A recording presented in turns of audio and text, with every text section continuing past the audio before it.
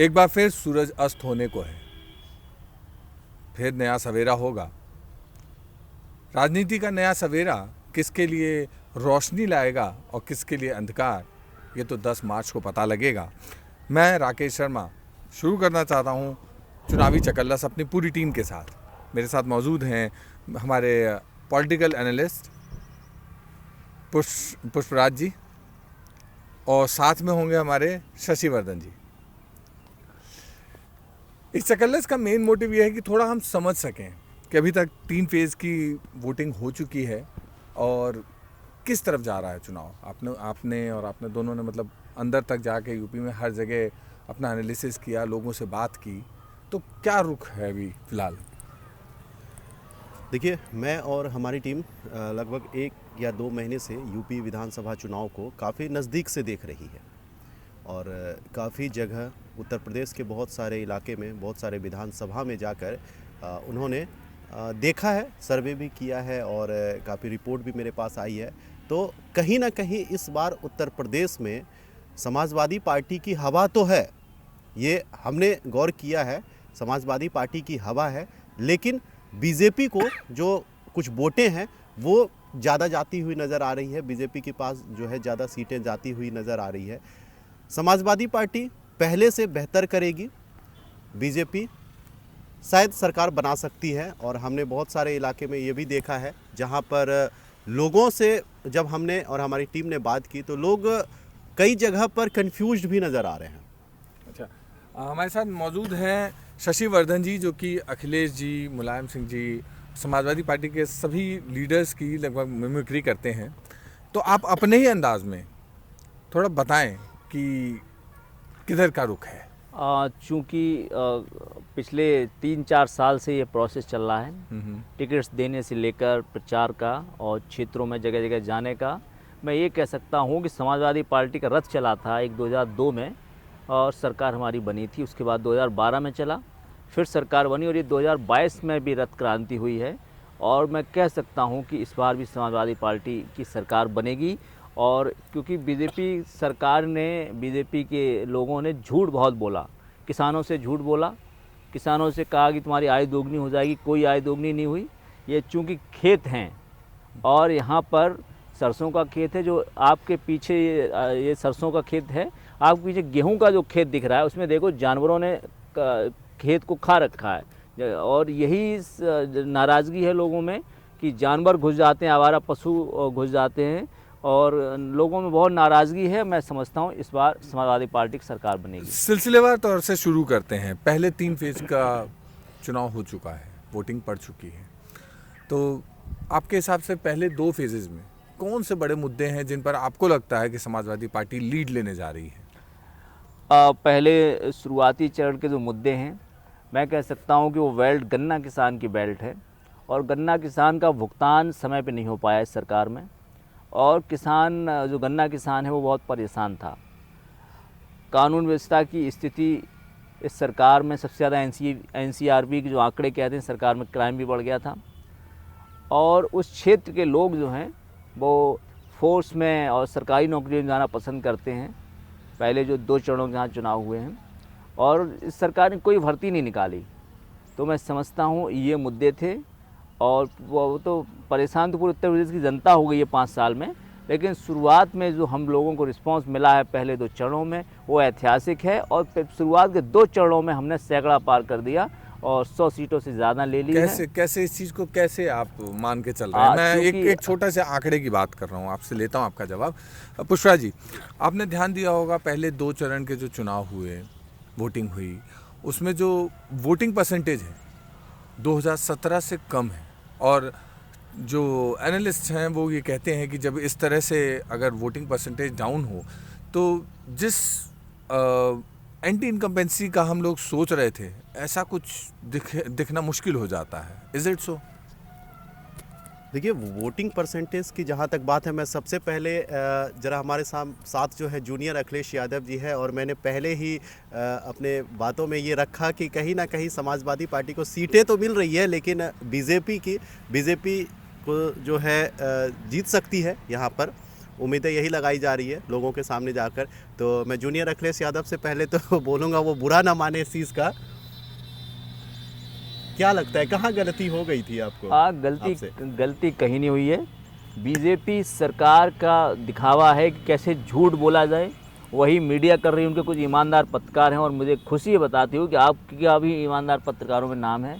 और वो पत्रकार ये ईमानदार कहकर आप क्या संबोधित करना चाह रहे हैं? मैं कह रहा हूँ कि ईमानदार तो बहुत अच्छा शब्द है।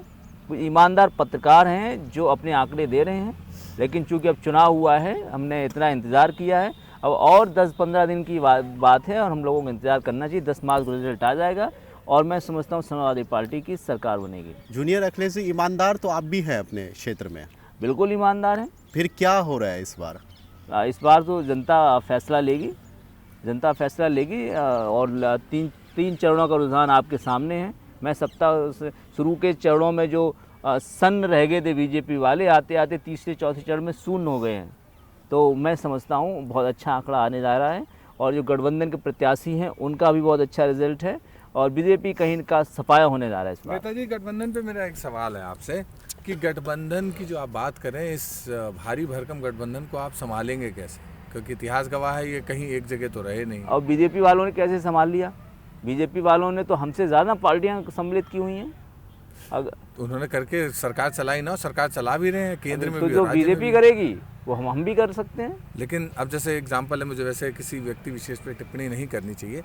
राजभर जी बयानवीर हैं बहुत बड़े, तो उनके बयानों से आपको नहीं लगता आपको क्षति पहुंचेगी? वो समाजवादी पार्टी जब से आए तब से उनका कोई बयान नहीं आया। वो बयान आया था क्योंकि वो परेशान थे, एक ऐसी पार्टी में रह रहे थे जहाँ उनको तवज्जो नहीं मिल रही थी, उनको सम्मान नहीं मिल रहा था। हमारी पार्टी में कोई अभी तक बयान नहीं दिया उन्होंने। तो मतलब आप उनको इसी तरह साध लेंगे? अरे ये राजनीति है, सबका सम्मान कर रही है समाजवादी पार्टी, हमारे लिए वो मदद कर रहे हैं और इस बीजेपी सरकार को खाड़ फेंकने में जो भी एक फर्ज करिए कि राजनीतिक महत्वाकांक्षा के तहत अगर कुछ सीटों की कमी बीजेपी को होती है और आपका कोई सहयोगी दल जाता है, तब उसे कैसे रोकेंगे? नहीं, ये ऐसी स्थिति नहीं आने जा रही है क्योंकि हमारे भी इंटरेस्ट सर्वे पार्टी ने कराए हैं और बहुत अच्छी सीट्स जाने आ रही हैं। और अब वो देखिए, अभी चूँकि चुनाव बाकी है, फिर भी आज हम तो पहले ही कह चुके 400 सीटों का कह चुके हैं। बताइए, 400 सीटें आप ला रहे हैं, 300 प्लस बीजेपी जा रही है, तो 700 सीटें तो बची नहीं सर। तो देख, राजनीति है, ये राजनीतिक पार्टियां सब दावा करेंगी, हम भी दावा करेंगे, वो भी दावा करेंगे, लेकिन जो बीजेपी दावा कर रही है तो एक चीज़ आप देखना, उनके चेहरे पे जरूर पड़ना जब वो दावा करेंगे। चेहरे की हवा उड़ी हुई है इस बार उनके। अच्छा चलिए, 3 फेज में आपका कहना है आप शतक पार कर चुके हैं, ठीक? चौथा, पांचवा, छठा, सातवां लगभग वो राम बेल्ट ही है, पूरी रामनगरी और वो सारी लहर जो चलती है वो वाली बेल्ट है ये। तो यहाँ के लिए क्या कुछ अलग स्ट्रेटजी? यहाँ के लिए देख कोई अलग स्ट्रेटजी नहीं है। उत्तर प्रदेश में हम लोग 5 लगातार काम कर रहे हैं और जिस राम बेल्ट की आपने बात की वो राम बेल्ट है जहाँ पर ट्रस्ट में भी घोटाला हुआ। यही राम मंदिर के बनने में पता नहीं कौन से चंदा की चोरी हो गई, वो ज़मीन एक घोटाला सामने आ गया। तो ये तो भगवान राम को भी धोखा दिया इन लोगों ने, गंगा माँ को धोखा दिया। कहा था कि गंगा की सफाई हो जाएगी, गंगा की कसम खाई गई थी और गंगा में लाशें बह गई। तो मैं समझता हूँ गाय माता को भी धोखा दिया इन्होंने। तो ये झूठे लोग हैं, इनके पाप का घड़ा भर चुका है और यही राम जी जो है अब इनको सत्ता से बेदखल करेंगे। चलिए बढ़िया, आपसे बात कर बहुत अच्छा लगा। फिर से आपको हम इस डिबेट का हिस्सा बनाएंगे। एक्चुअली मेरा मानना है कि अगर जैसे आपको हमने लिया तो कहीं ना कहीं हमारी जो डिबेट है पूरी एक तरफा ना चली जाए, इसलिए अब पुष्पराज जी मैं आपको फिर से इन कर रहा हूँ इस डिबेट में। आप बताइए, अब आकलन क्या कहता है, पहले 3 फेज़ में कौन से मुद्दे थे? जैसे कृषि आंदोलन था, आपको क्या लगता है कि क्या उसका इम्पैक्ट पड़ा होगा? इनके हिसाब से शतक पार कर गए, आपका क्या आकलन है, शतक पार हुआ? देखिए, जिस तरीके से यदि कृषि किसान आंदोलन की बात करें उत्तर प्रदेश में, तो ये इसका इफ़ेक्ट जो है उत्तर प्रदेश में कहीं ना कहीं कम पड़ता हुआ नज़र आ रहा है। ये हरियाणा पंजाब की बात है, वहाँ के किसान वहाँ पर बहुत ज़्यादा मौजूद थे। तो यहाँ उत्तर प्रदेश में आप देखेंगे तो किसानों की जो आत्महत्या करने की संख्या है वो ना के बराबर है। और यदि वहाँ की बात करें तो वहाँ इधर के किसान जो है काफ़ी कम आत्महत्या भी करते हैं। तो इससे कोई फ़र्क ज़्यादा उत्तर प्रदेश में नहीं पड़ने वाला है। और मैंने आपको पहले भी हमने अपने सर्वे के लिए बोला था, सर्वे करने के बाद, कि कहीं ना कहीं उत्तर प्रदेश में समाजवादी पार्टी जो है वो मजबूत हो रही है। मजबूत हुई है। हो रही है और जीत में कितनी देर दूर का अंतर रहेगा? देखिए, जीत में तो अंतर होगा, ये उनको भी जीत तक पहुंच रही है समाजवादी पार्टी? नहीं, ये हम नहीं कह सकते हैं इस चीज़ को कि वो जीत तक पहुंचेगी। इस चीज़ को हम एक्सेप्ट भी नहीं कर सकते। और समाजवादी पार्टी में बहुत सारे ऐसे प्रत्याशी हैं जो काफ़ी डरे हुए हैं इस वक्त। हमने कई विधानसभा चुनाव विधानसभा में गया, वहाँ में समाजवादी पार्टी के जो नेता हैं वो थोड़ा सा डरे हुए हैं। वो अपने 5 साल पहले के जो विकास है उसको दिखा रहे हैं, लेकिन जनता भी जो है एक चीज़ आप गौर करेंगे, बेशक समाजवादी पार्टी कुछ भी कर रही है, बीजेपी के द्वारा सिर्फ एक बात बोली जा रही है कि हमने क्राइम को कंट्रोल किया, लॉ एंड ऑर्डर की स्थिति को। कहाँ कम हुआ? नहीं, आप देखेंगे उत्तर प्रदेश में इस वक्त जो है लोगों का जो कहना है कि वो सिर्फ और सिर्फ क्राइम पर, यदि आप डिबेट करेंगे, लोगों के पास जाएंगे, हमने कई जगह गया तो लोग बेरोजगारी, शिक्षा व्यवस्था, ये सब पर बात कर रहे हैं, लेकिन बीजेपी को सबसे ज़्यादा वो पसंद क्राइम को लेकर कर रहे हैं। उनका कहना है क्राइम जो है, लेकिन जो मैं समझना चाह रहा हूँ कि जो आंकड़े सरकारी भी हैं, नंबर ऑफ FIRs ज़्यादा हुई, गोरखपुर कांड, लखीमपुर खीरी, कहाँ तक आप क्राइम को कंट्रोल करने की बात कहते हैं? आप पे तो बहुत बड़े सवालिया निशान हैं।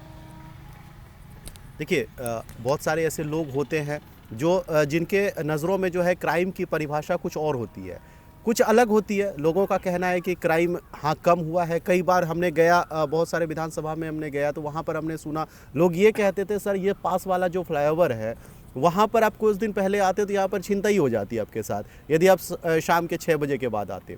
लेकिन आज आप खुलकर जाओ, फ्री होकर जाओ, आपको कोई नहीं है यहाँ पर रोकने वाला, और ना ही आपके साथ कुछ गलत हो सकता है। हमारी बहन बेटियाँ जो है खुलकर घर से निकल रही है।